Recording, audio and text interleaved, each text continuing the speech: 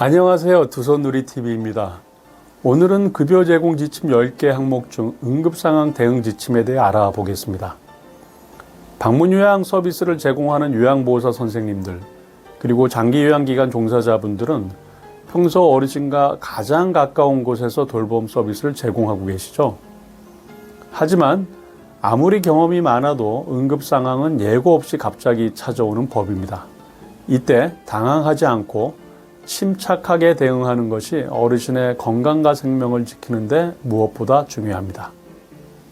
오늘 영상에서는 응급상황 발생 시 단계별 대응법과 실무에서 꼭 알아두셔야 할 주의사항까지 하나하나 짚어드리겠습니다. 먼저 응급상황의 정의부터 알아보겠습니다.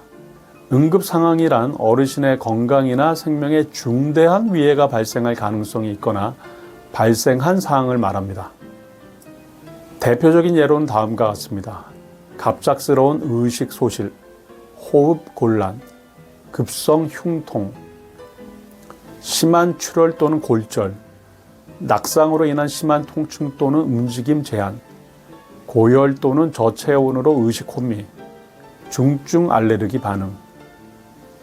그럼 이런 상황이 발생했을 때 어떻게 대응해야 하는지 단계별로 살펴보겠습니다. 첫 번째, 응급상황 인지 및 초기 확인. 가장 먼저 어르신의 상태를 신속하게 확인합니다. 어르신이 반응이 없는 경우 어깨를 가볍게 흔들어 의식을 확인합니다. 호흡 여부 확인. 10초 이내에 가슴의 움직임 또는 숨소리를 확인합니다.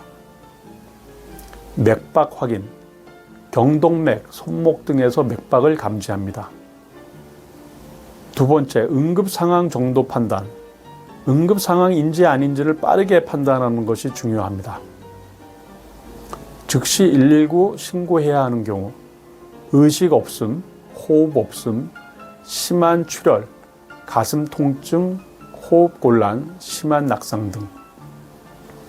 기관 및 보호자에 먼저 연락 후 대응 가능한 경우, 경미한 증상이나 경과 관찰이 필요한 경우. 이때 중요한 것은 상황을 가소평가하지 않는 것입니다. 조금 쉬면 괜찮아지겠지 하는 생각으로 대응이 늦어지면 어르신의 상태가 악화될 수 있습니다. 세 번째, 119 신고 및 정보 제공. 119 신고 시에는 다음 정보를 빠르게 정확하게 전달합니다. 발생 장소, 정확한 주소, 건물명, 층수 등, 어르신의 나이와 성별, 현재 상태, 의식 유무, 호흡 여부, 증상 설명, 응급처치 여부, 심폐소생술 실시 여부 등, 신고자의 연락처. 이때 명확하고 침착하게 전달하는 것이 중요합니다. 긴장하거나 급하게 말하면 오히려 구급대원에게 상황이 제대로 전달되지 않아 대응이 늦어질 수 있습니다. 네 번째, 응급처치 실시.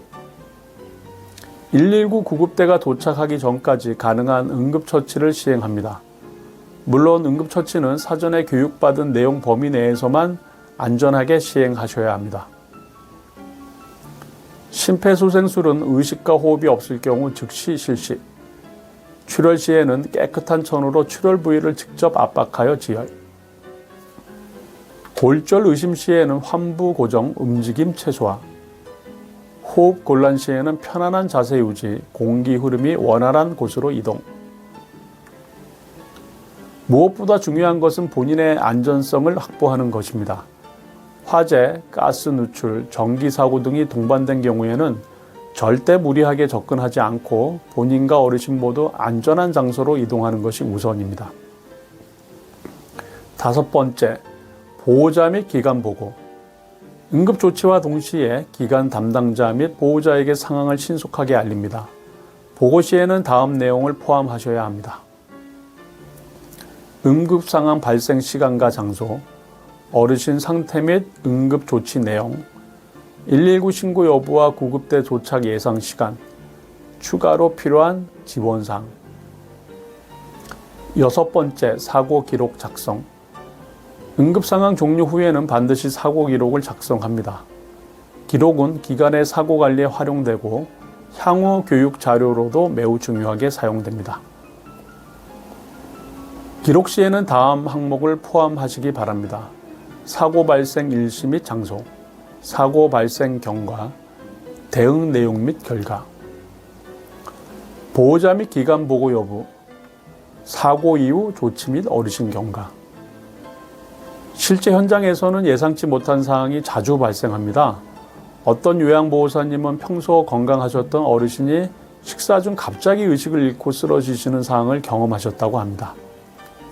침착하게 의식을 확인하고 바로 119에 신고 후 심폐소생술을 시작했으며 빠른 대응 덕분에 어르신이 무사히 병원으로 이송될 수 있었습니다.